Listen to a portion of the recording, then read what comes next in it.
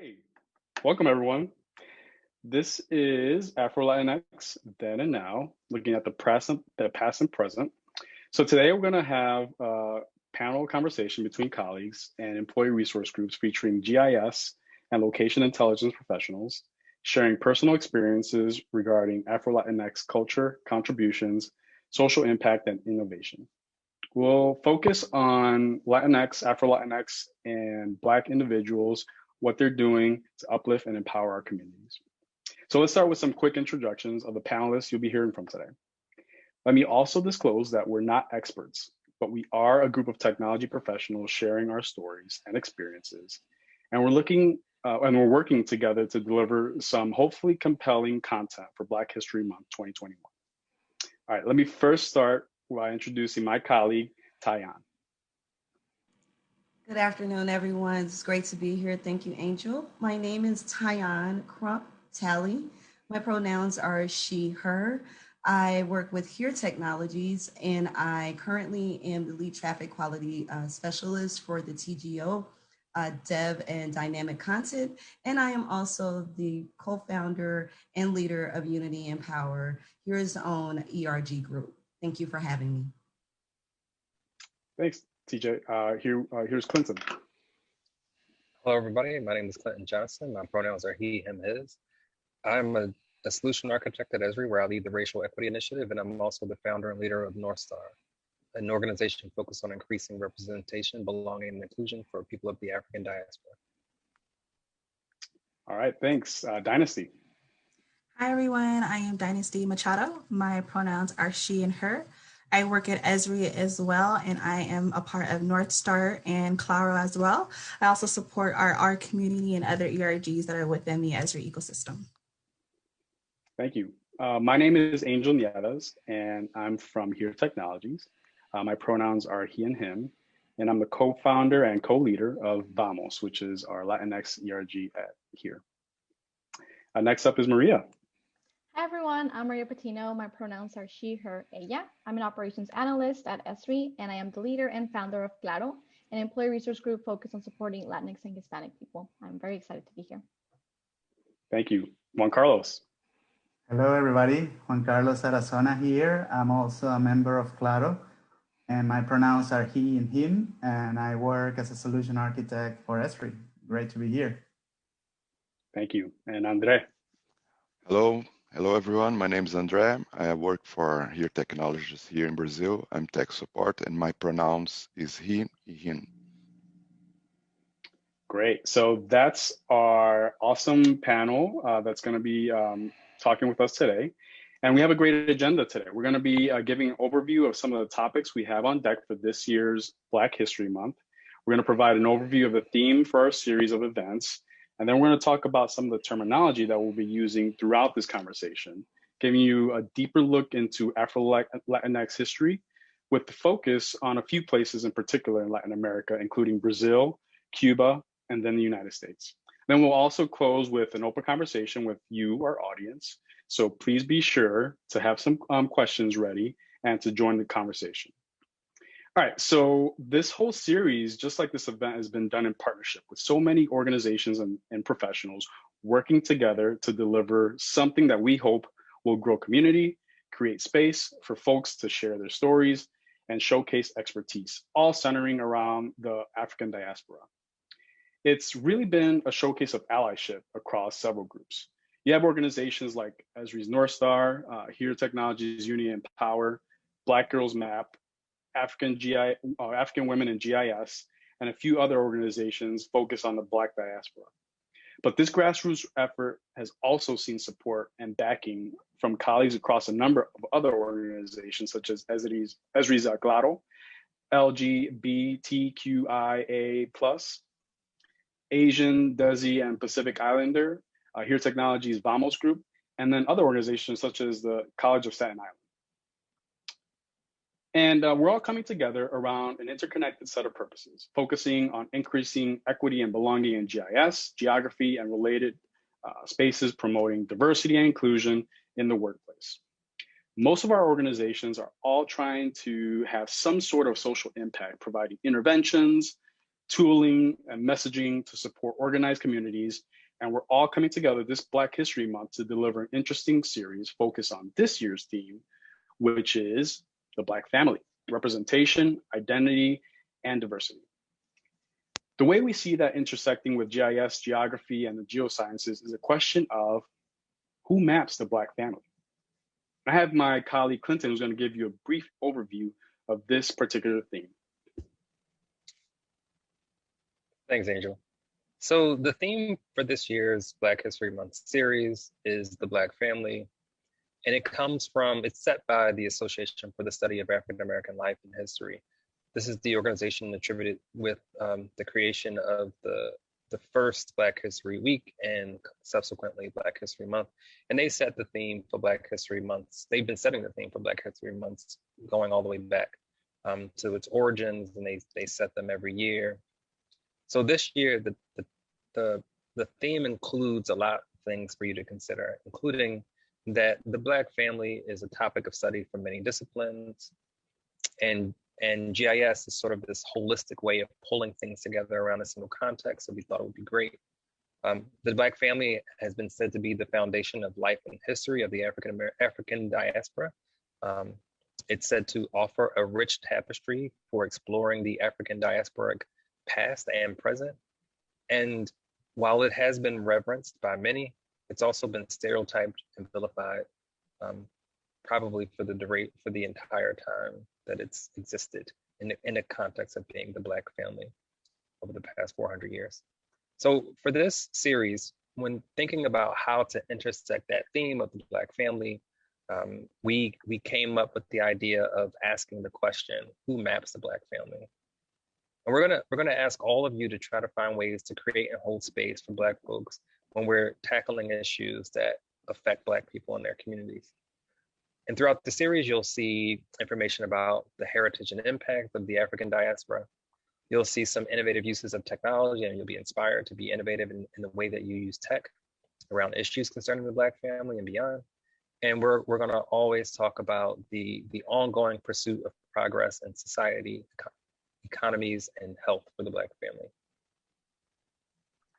All right, thanks, Clinton. So there are a number of upcoming events related to this series, so please be sure to register for these on Eventbrite. One is coming up this Friday about reflecting on our history and our futures. Next Friday, we'll be talking about an African journey into a career in GIS. Then we'll close the series with a couple of events focused on innovation and the impact of bias in data design and analysis. So please be on the lookout for those. All right, so we'll start with Maria. She's gonna go ahead and start talking about some of the terminology that you're gonna be hearing about today. Thank you. So before we begin, we believe it's important to share some key terminology that you might hear throughout the session. So race in society is often used to define someone by their skin color, as well as other physical, social, and biological attributes. The US Census defines race as a person's self-identification with one or more social groups. Ethnicity is often associated with geography or relating to large groups of people classed according to common racial, national, tribal, religious, linguistic, cultural origin, or background. Race is often perceived as something that's inherent in our biology and inherited across generations, but it is not. Ethnicities, on the other hand, is typically understood as something we acquire or self-ascribe based on factors like where we live or the culture that we share with others.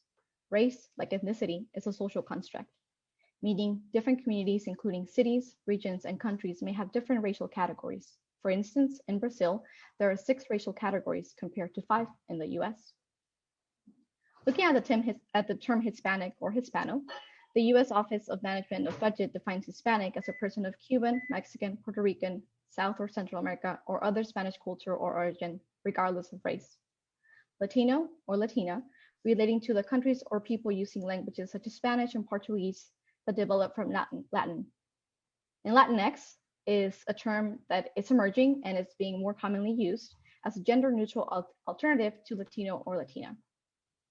So here we have a diagram that can help us understand which countries fall under what terms.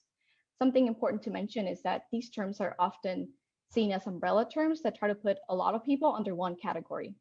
Identity is multidimensional and multifaceted. So it is not easy to say that one person is Latino or Hispanic. For example, Many Latinos or Latinx tie their identity to their ancestral countries of origin. Me, for example, when I'm often asked, where are you from? I rarely say I'm Latinx. I tend to say I'm from Mexico. So this is seen very common. This is just something very important, that these terms are umbrella, and all of these people have their own traditions, history, experiences, and cultures. So as you can see here, it's a lot of countries that fall under the term Latinx. Yeah, thanks, Maria. And to add another wrinkle into that, in a great way, I think, the term Afro-Latinx is one that's also fairly new to many people, and it's used to describe people of African descent in Latin America and the United States. The beauty of this term is that it embraces and celebrates both African and Latin American cultures, so you don't have to choose one or the other. Now, before we get into Afro-Latinx culture from different countries, let's first talk a little bit about the transatlantic slave trade with Quentin. Yeah, so before we get into any conversation about the African diaspora being a part of any space outside of the U.S., we have to think about the transatlantic and the trans-Pacific slave trade. In this case, we'll focus on the transatlantic slave trade. I think many people know that some 12.8 million people were taken away from the African continent, mostly from West Africa, but also from some other parts in the southern and eastern parts of Africa, and held as hostages and forced into labor in what we call the transatlantic slave trade. What we don't always know or hear about is that of the 12.8 million, the overwhelming majority, 95%, were taken to Latin America. So that's over 12.1 million people who were brought there. But there's no really accounting for all of the generations of human beings who were born and suffered under enslavement for the 400 years plus.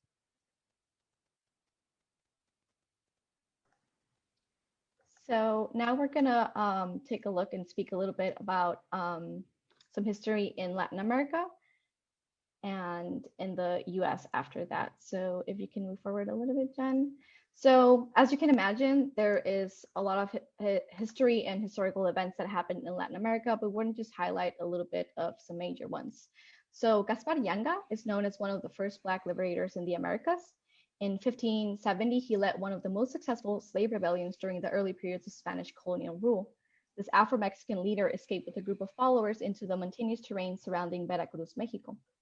In 1860, Gaspar Yanga was recognized as a hero of Mexico and has a city named after him. In this city, on August 10th, the people come together to host the Carnival of Negritude in honor of Gaspar Yanga. The end of slavery came to most parts of the Americas in the middle decades of the 1800s.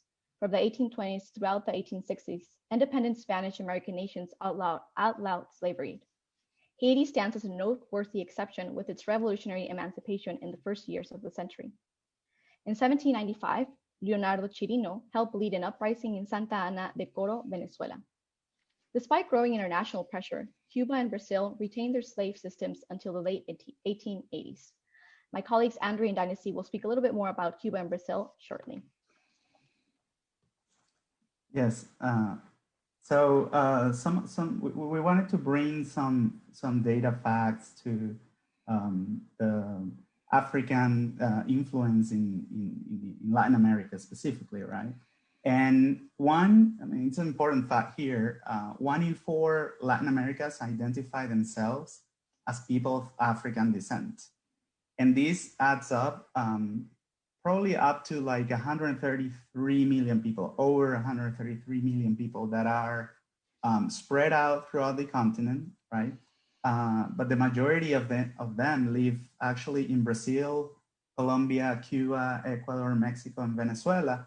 But they all share kind of like the same or a common history of displacement and exclusion, as some of the poverty, which was the other graph that was passed. Some of the poverty rates are the highest ones, together with other ethnicities like the indigenous communities in Latin America.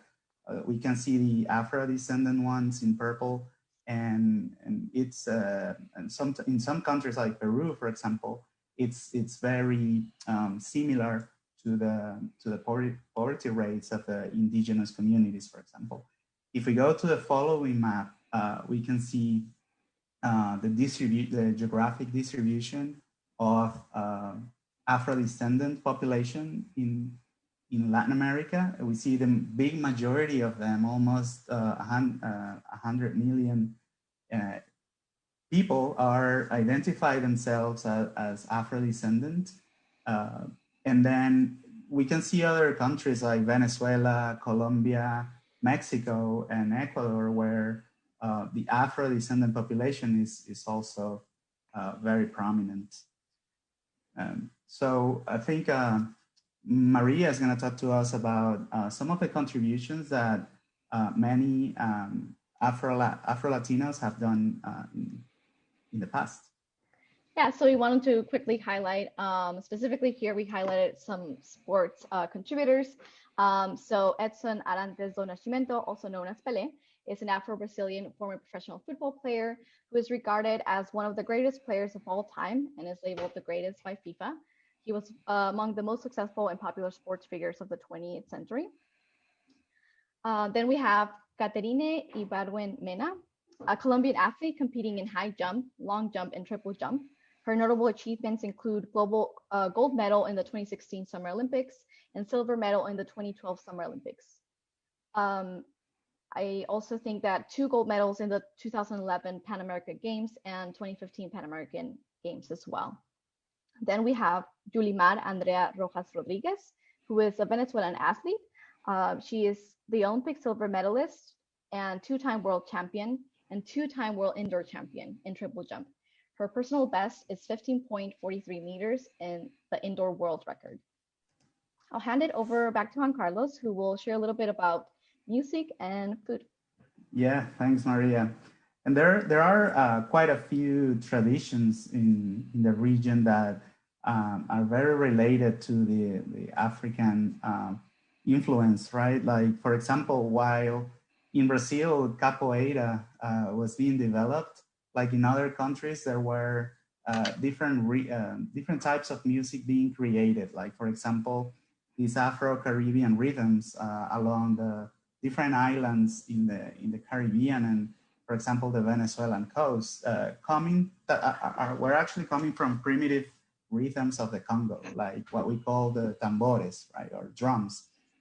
Also, in countries like Mexico, there is a style, a type of folk music. It's called son jarocho, that dates to 150 years back, and it blends, African influence, Mexican with indigenous cultures and rhythms that actually thrive in the Veracruz region, which is by the Caribbean Sea of this country. And there are other countries like Colombia where you can find like this example of a festival. It's a music festival that it's called Petronio Alvarez. And it's actually dedicated to celebrating the Afro-Colombian music or the music with an Afro-Colombian origin, sorry.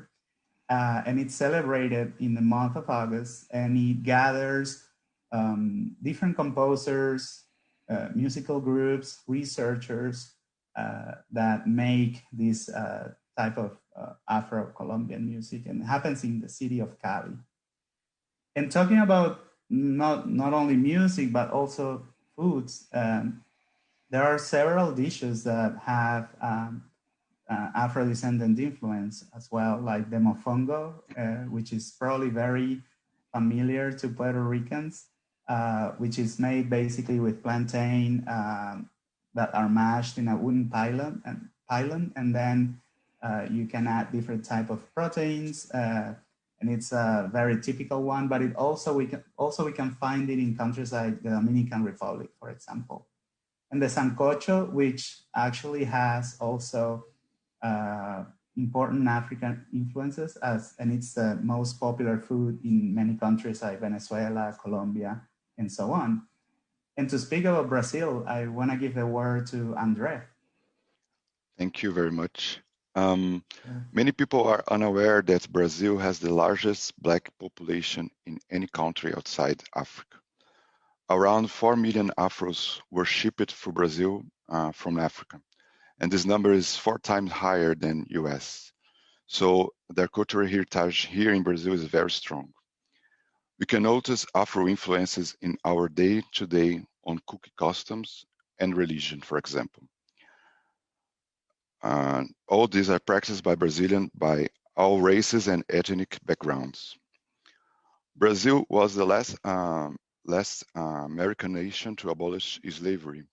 At this time, Rio represented the last urban concentration of slaves since the end of Roman Empire, more than 40% of the population.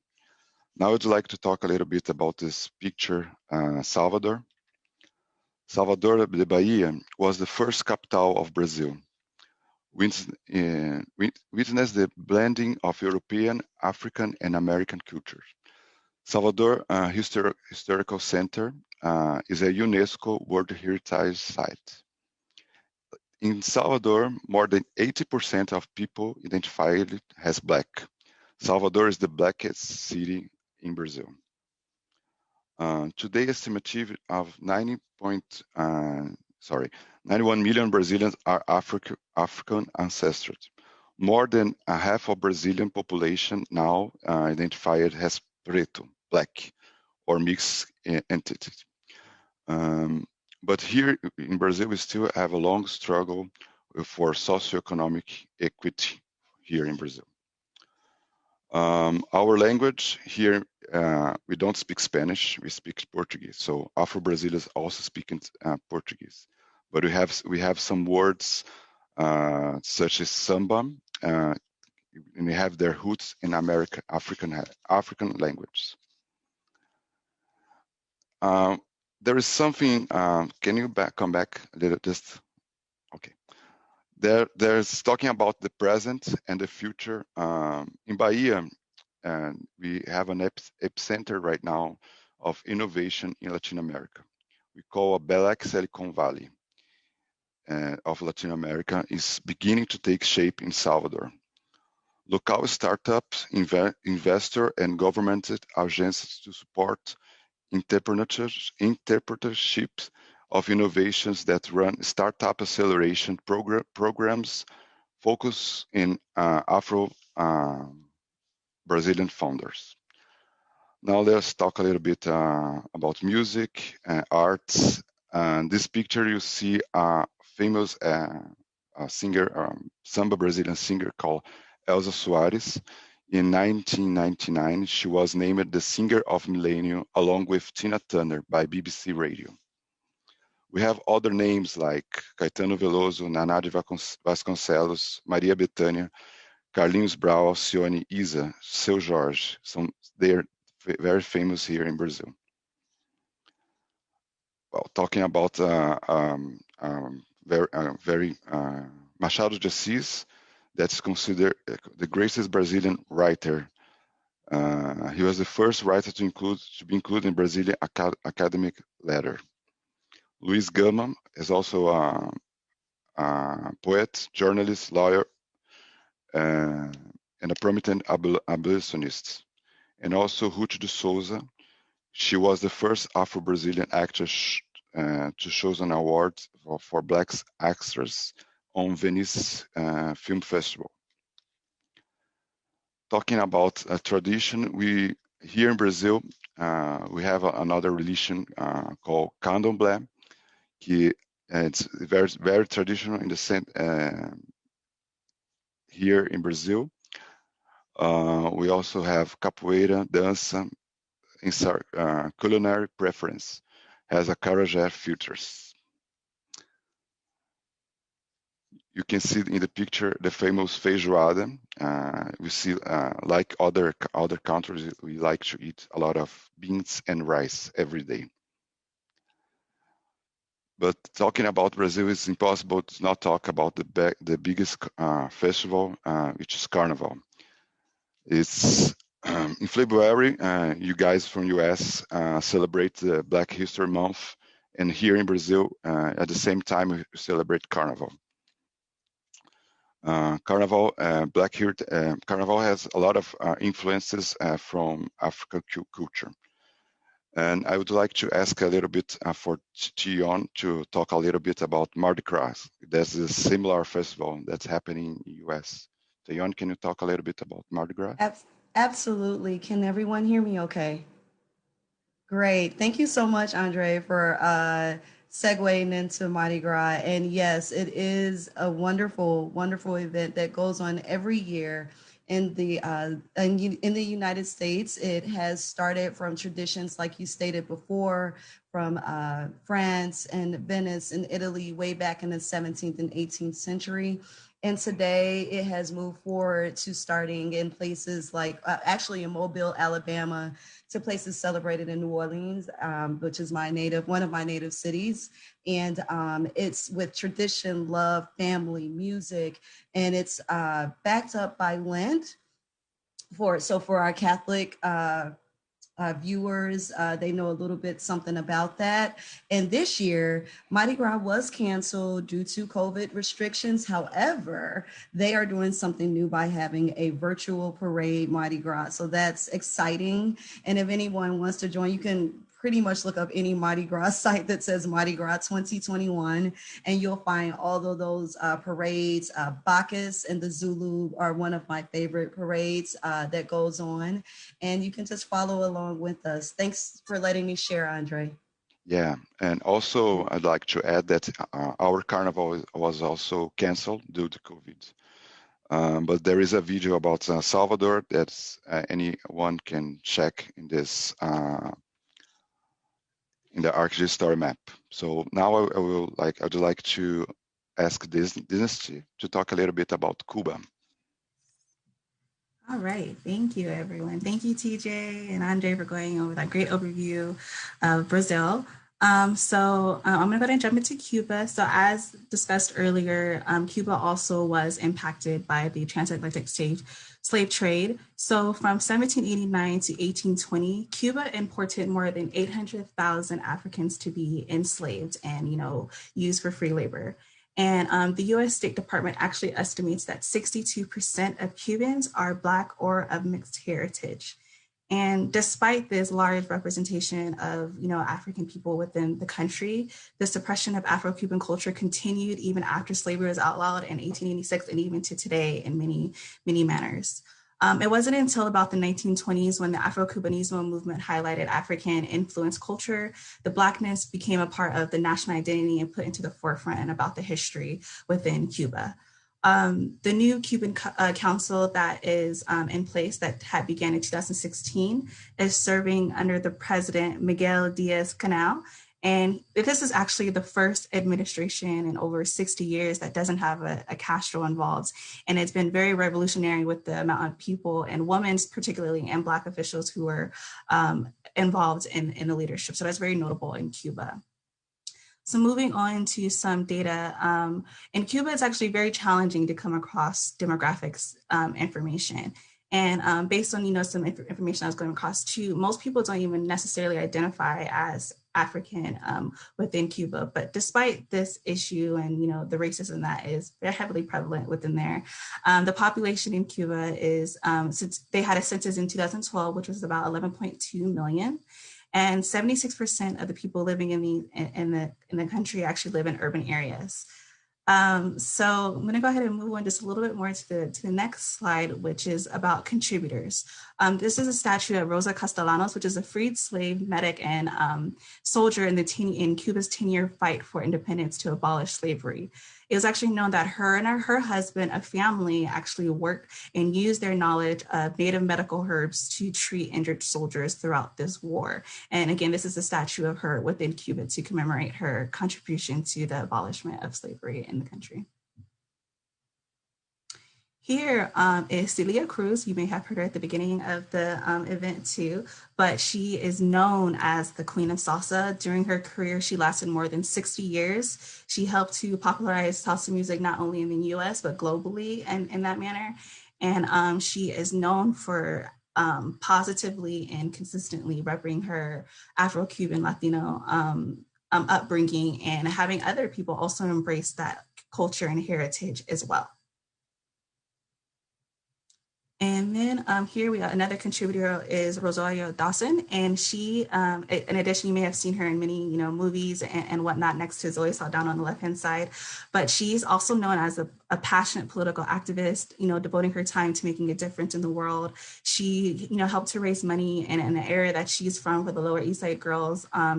And she also launched Voto Latino, which is a group helping to increase the Latino vote for both Black and brown people. And I saw her recently at the Salesforce Representation Matters conference, and she was talking about even recently her work that she was doing to get Latinos to vote in the most recent election here in the US. So she definitely is a very active contributor.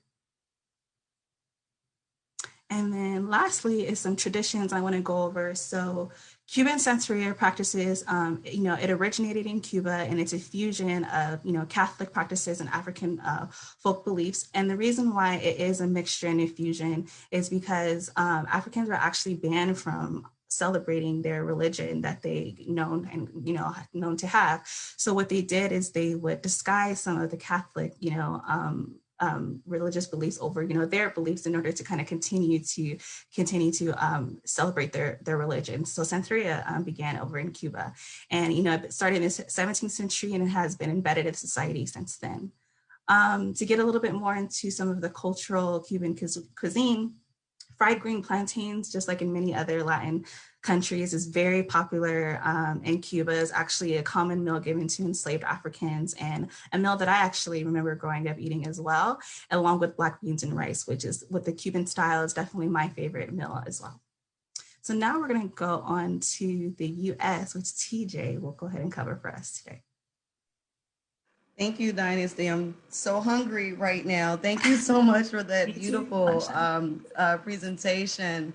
So now I hope to captivate you guys here. And as you can see, this beautiful shot of Southside Chicago, actually the skyline, Lakeshore Drive. But what you may not know that is one of the most beautiful attributes is that Chicago was founded by a Black man of the name John Baptiste du Sable.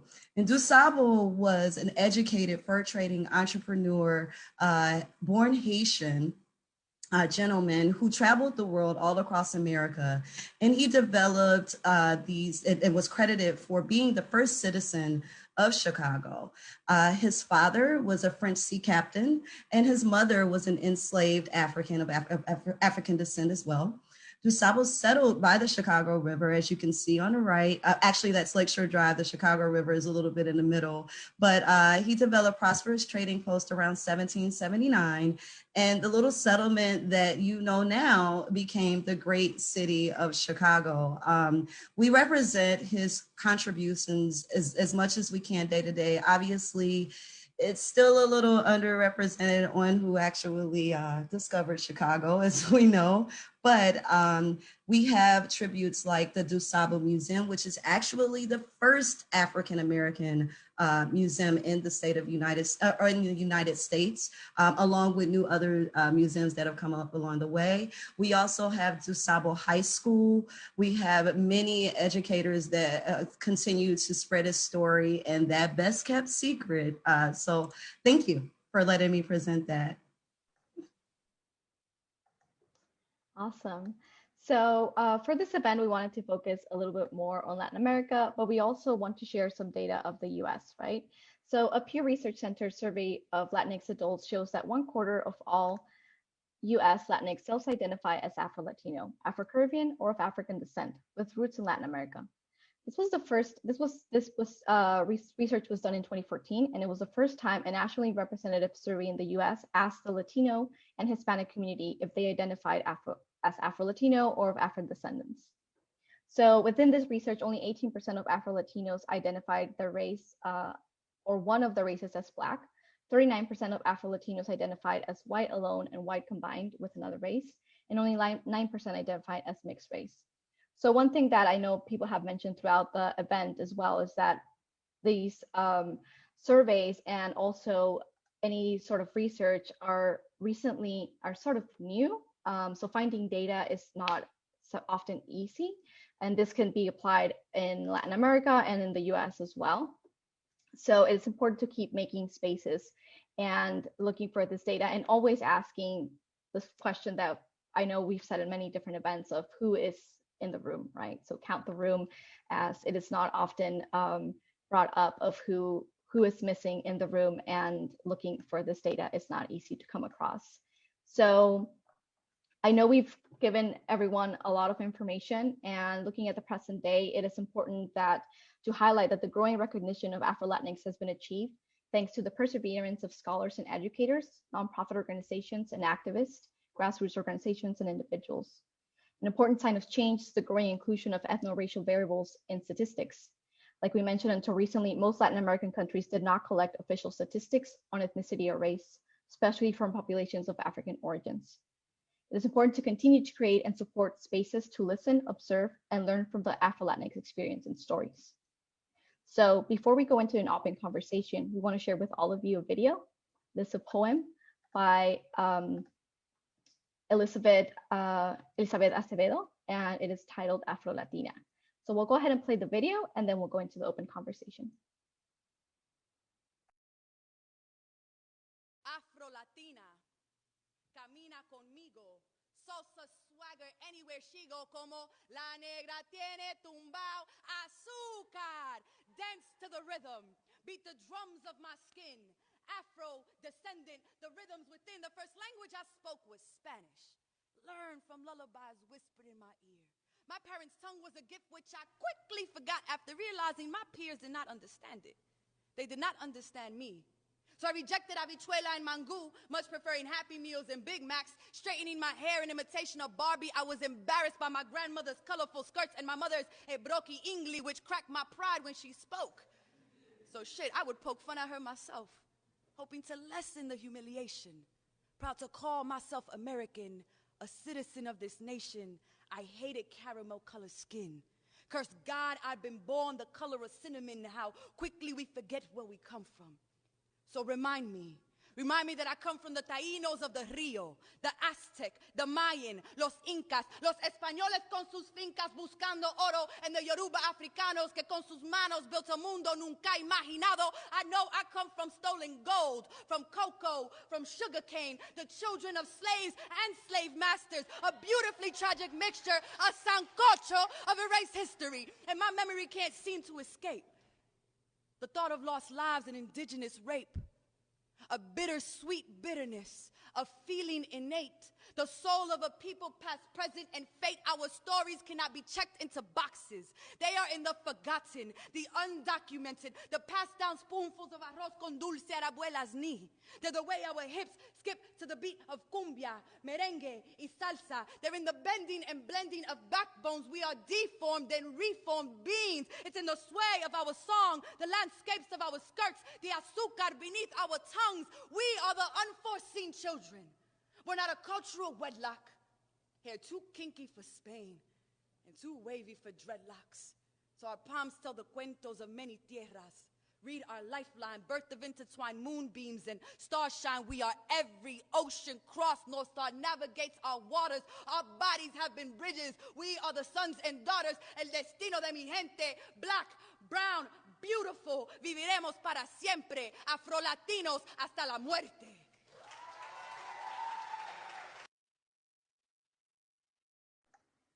Thank you. Awesome. So I almost want to cry. What's going on? So that's a beautiful video. We can go into open conversation. We do have 2 questions on the left side that we can discuss, or anything else that everyone would like to share.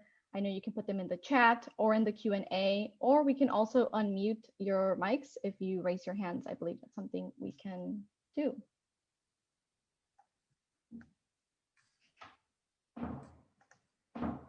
Okay.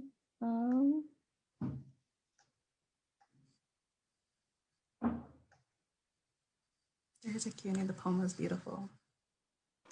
Yeah, we dropped a couple of tears again. It's great. I know. When she ended Black, Brown, Beautiful, I was like, yes. It really just makes us feel more together. Mhm. Honestly, it really does. It really does. I see Tyler has hand raised. Would it be possible? I believe the host can unmute. I don't know how that works. Sorry.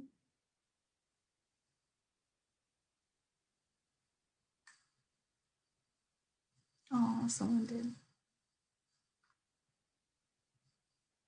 Someone able Tyler, to unmute. I think you can. Go ahead, Tyler. Hi, guys. Thank you for the presentation. That was very informative. I loved everything about it. I even loved the North Star efforts. Thank you. Thank you, thank you, thank you. So I have a question with regards to like data collection, like demographic data collection. You know how the United States has like the Census Bureau and that collects like demographic data, and like yearly they had the American Community Survey. I'm just wondering, like within these Latin American countries, I'm certain they conduct their own census, but how do they go about it in like some of these countries, like Brazil, for example, or even in the West Indies, both the Upper Antilles and Lesser Antilles?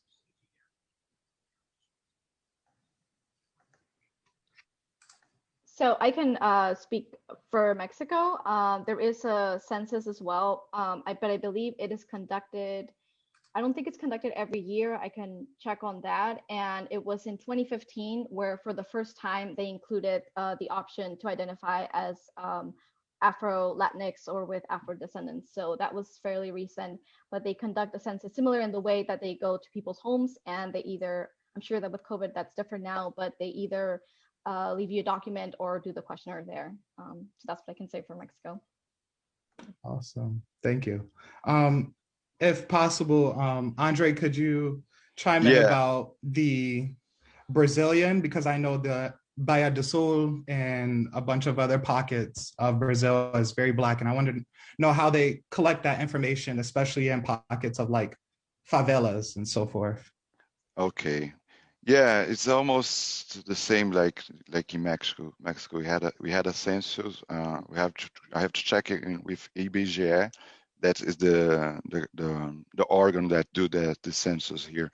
But yes, they go to the favelas when they need. It's very dangerous, but sometimes they go. But I don't know how they are doing right now. So, but if you want, I can search and let you know. Perfect. Thank you. All right. You're Thank you, welcome. guys.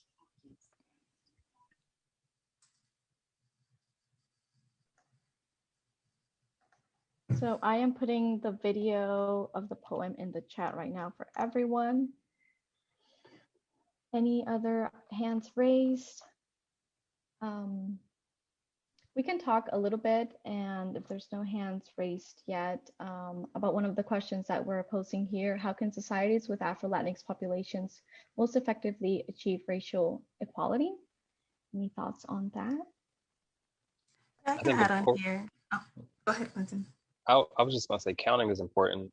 And recently a colleague, Nicole Franklin, posed a question to me. Are we actually asking the right questions in the census? Yes. Right off the bat, I mean, my instinct was no, and then she got really specific. And why is my instinct no? I think if we had all the data about all these issues, we probably would have fewer issues. So I just imagine that in order to do something new, we've got to do new things, including capturing new data. And her idea was that in addition to asking people how they self-identify, we should also do some exploration of how systems identify folks. When we think about discrimination, I can't imagine that very often, or as often as we might think, that people are first asked, how do you identify, before they get discriminated against? Race, being a social construct, is largely about how people appear. So people are making judgments, and systems have been reacting to people based on how they look, how their parents looked, how their grandparents looked, and so on. So we need to start, I think, asking different questions. Hey, can I chime in there too? Thanks, Clinton. So, I come from Puerto Rico, and the Puerto Rican makeup, if you will, is that of Taino Indian, so Native American, Spaniard, and then African ancestry. So, many in the years past, up until recently, in Puerto Rico, when census would come out, because we're a Commonwealth of the United States, we're still considered a territory, U.S. territory. When census would come out, Puerto Ricans were actually encouraged to check the box of white or European, because the idea was that there was benefit of taking that race, so to speak. So, but it's been in recent times where there's been a movement to kind of tap into the African roots and to take off the box of Black. But I totally agree, Clinton. Like the census, the way the census is done in the United States, there's definitely a lot of gaps, a lot of areas of improvement. But I did want to point out that the movement of like taking off something other than white, whether it's if you determine yourself to be a Black or of Native American descent, then that's something that's been a recent trend in areas like Puerto Rico.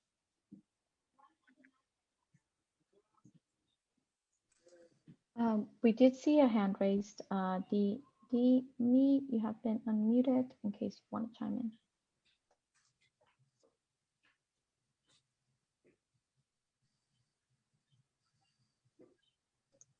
Hey, Dee, are you there? You could unmute yourself.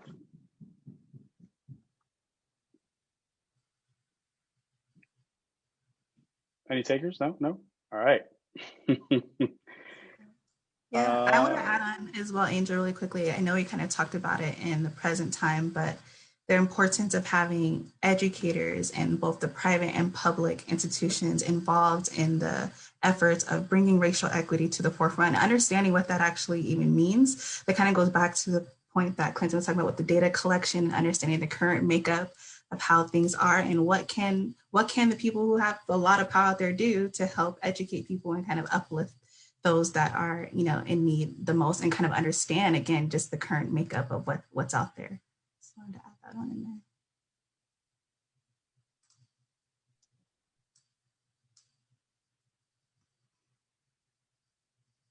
I did, if you didn't mind, Maria, is there anyone else that's on mute? There was a question that I got from a different platform. And I guess they were trying to ask the question by raising their hand on Facebook. So if you have time, let me know. I can just present it to all of you. If there isn't anyone else that wants to speak right now or take themselves off mute, or, I can go ahead with it. No, go for it, TJ. Go for it. Okay. Yeah. So Sam Bottoms of Here Technology is asking, I wanted to hear their thoughts, meaning us, their thoughts on the debate about using Latinx versus Latin, since I've read some about how some don't feel Latinx doesn't relate naturally to Spanish. I hope I did you justice, Sam, and asked that correctly. So I can chime in really quick on that. So I believe that Latin America is still exploring how to explore different terms in a gender neutral way. I know they have explored the route of the E, like for example, instead of saying ellos or ellas, they're thinking of ellas. So the same with Latinx, Latine. I think it's so I think it's something they're still exploring, of using the E instead of the X for specific terms. Spanish is very feminine and masculine in a lot of just the way it's constructed. So it'll definitely be an interesting development that I think there's different countries will work with it differently. I don't know who. Yeah, I would say that it's the term Latinx is definitely an American term. It's I don't know if it's something that Latinos in the U.S. have kind of like put forth, but that I think it's still an ever evolving type of issue. Some people still don't even consider themselves Latino. They, like Maria said early on, they kind of consider themselves what their country of origin is. So Mexican, Colombian, Puerto Rican. But it's definitely a conversation starter, and it's one that we talked about, Hispanic versus Latin versus Latinx, all that, and it's still something that's evolving. But it's, in my opinion, I feel the term, it is gender inclusive, and is great. And the term Afro-Latinx is, it's one that embraces both cultures of African and Latin American descent. So yeah, that's that. Thanks, guys. Anybody else? I was gonna chime in a little bit just on, while I do not have, or maybe not know, I'm sure I have Latin descent and roots, but I was just thinking to myself, as a Black woman in the United States, we've heard different terms for our culture used as well throughout the years. I mean, are we Black? Are we African American? Are we Africans? Are we, the list goes on. It started with colored, I think. I don't even know if that was the first word. I think actually it was Negro. It might have been Negro, which derived from a completely different other language, and continued to change and change and change and change. And I have to say, trying to resonate with who I am, knowing that there are so many other ethnicities in my blood, in my tradition, it can get stumbling, and even amongst ourselves. I use the term Black. I'm really comfortable with that. In my family, there were just certain words you didn't use, and colored was one of them, and it never even got around. And I have to say, even African American is very challenged, and this is just from a personal aspect in my family, because African American is like, well, I'm American. Why should I have to keep saying you know what I mean? Why should I have to keep saying I'm from America? And I was not born in Africa. My descent is from there. My roots are from there, but I was not physically born in Africa. And then when you have Africans coming from different countries to the United States, well, then they get confused too on what we're calling each other. So it definitely is an ongoing, uncomfortable conversation, but it's getting a little better day to day, to speak on to Angel's point. Yeah, no, that's great, TJ. And I'll tell you, I had a little bit of a struggle this in 2020 when I completed the census for my family. So I've got my wife, she's from Puerto Rico too. Her parents are from Puerto Rico. I'm from Puerto Rico. And then we have 3 boys, and they're kind of like all colors of the spectrum. We got a pale skin. I think we can all relate to that. Caramel skin, and then one who's got my family too. really really thick curly hair too. And so filling out the census, it wasn't just like clear cut, hey, we think ourselves as Spaniard or whatever. It was a bit of a, we had a bit of a discussion there. So it's for sure a topic that I don't think we'll ever pinpoint, in the future. So it's just good to have a conversation though, right? And Dynasty, you talked about education, getting people educated and involved in what that could be. It doesn't have to be all cookie cutter, right? You have a choice. And so, even having these type of conversations or being a part of these type of events just to learn more about it and hear other people's experiences, I think really does a lot of work in and of itself, is helping to alleviate those inequalities that are out there, because you're aware of it a bit more and you know how to talk to it and kind of identify it too. So yeah, I think and they have to know it, right? Oh, I'm sorry, Clinton, go right ahead. I'm sorry. I guess another part of it is about being careful not to create another box to impose upon people. Like right. all racial categories, as I understand it, stem from racism and white supremacy. Asian, it's this racist notion that all Asians are alike, and so in some ways Black, and in some ways African American, and in some ways Latinos, but at the same time there is a definition of heritage and culture that we want to empower and connect with. And so at the same time, Black is also that. In some ways, it's a broad collection of cultures. We want to make sure we understand that it is broad and varied.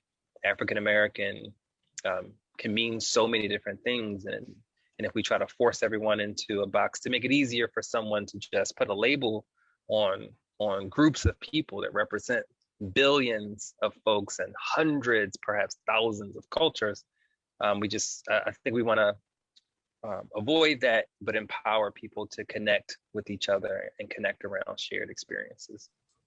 Absolutely. Well said. Agreed. Well Well said. said. Well good. said. Yeah, that deserves African a is nice way to end. It can be think so Tyler- multicultural and so blended. So yes. Yeah. Tyler, I think you wanted to chime in. Feel free. Yeah, thank you guys for all of the insight. I really do appreciate it. And, you know, that is something that I have struggled with being an African American, you know, especially having continental African friends and West Indian friends, and just saying, okay, I identify as Black. But one thing I noticed that you guys are emphasizing on is the education part of it. And, you know, to be real with y'all, you know, most folks that are African American or Black American, whenever we attend our history courses from grade school on up, it's in the lens or through the lens of our white counterparts. And, you know, just to give you guys some context, in the state that I live in, Connecticut, they're now bringing up the topic of, well, should Black history be taught in grade schools? What? I'm sorry. Yeah. And I'm sorry. now it's and I guess the governor, Ned Lamont, said it should be taught as an elective, not as it being like imperative tied to the history courses for grade school all the way up to like secondary school, which is quite saddening in my opinion. But I mean, outside of America, since we're talking about like Latin America and more so specifically Afro-Latinos, is there any efforts to which like you guys are trying to teach the kids about some of their Afro-Latin roots? Yeah. Just real quickly, I know we're running out of time. I was just gonna say, so Tyler, I live in Chicago right now, and I went to a predominantly all-white Catholic school, okay? And I was in the 90s, late 90s, and when I tell you, bringing up things that should well be there by now, like it's 2021, I can understand your frustration. And I'm glad that you even brought that up, because I know that there are a lot of callers on here that probably didn't even know that that was happening in Connecticut. It's just like, when did Black Lives Matter start? In 2020? No, it didn't. It started way before that. So that's why we keep bringing up education. We know that as Black people, we have a responsibility to ourselves to learn, right? And teach one, each one teach one. But somehow we also have this responsibility that we've been inherited to teach other counterparts. And it's like, we can't do both. You know what I mean? It's so much that we have to learn on our own and get reprogrammed on our own, even from saying slave to enslaved. Okay, I'm 40 and I have an issue saying slave and enslaved because of how long it's been embedded. So I would say that we as a group are collectively pushing out on all avenues we possibly can. As a matter of fact, the events that come up, thank you for putting that calendar up there. Some of them are just a little glimpse of what we're sharing with the youth and the communities, but that is what this is about: Black family. And that's why we are making sure that it starts at home, you know? So thanks for sharing, Tyler. Yeah, thank you so much. I would add on to what TJ said really quickly. Our previous Black History Month event too, there is a lot of students in general that attended that, because there is a university also helping to put that on. So we definitely are keeping students in mind for sure when it comes to some of the events that we're putting on, and it's shared on Facebook so that others can access it at a later time if they weren't able to join these events. So we know we are on time, and we do want to say that this meeting was recorded, and we will be sharing this story map, this amazing story map that the team put together. If you scroll down a little bit, Jen, there are a lot of resources within this story map. Because we're short on time, we won't share them, but there are movies, series, books. If you scroll down a little bit, Jen, there's also books for adults and books for kids. that are centering the Afro-Latinx experience. So we will be sharing this out to everyone. And if we go back up to the calendar, we want to thank everyone for being here. And the next event is this Friday, reflecting on our histories and our futures. It will be at 12 p.m. Pacific as well. And there's more coming for the following weeks. And yeah, if you want to click that, I think there's the next slide after this calendar. I think so. Yeah. So thank you to all of the speakers, to all of the attendees. Yeah. Thank you, Maria. Thank you. Thank you, Maria. Thank you for facilitating. Thanks, Thanks everyone. everyone. Happy Black History Month, everyone. Bye. Yeah, thanks.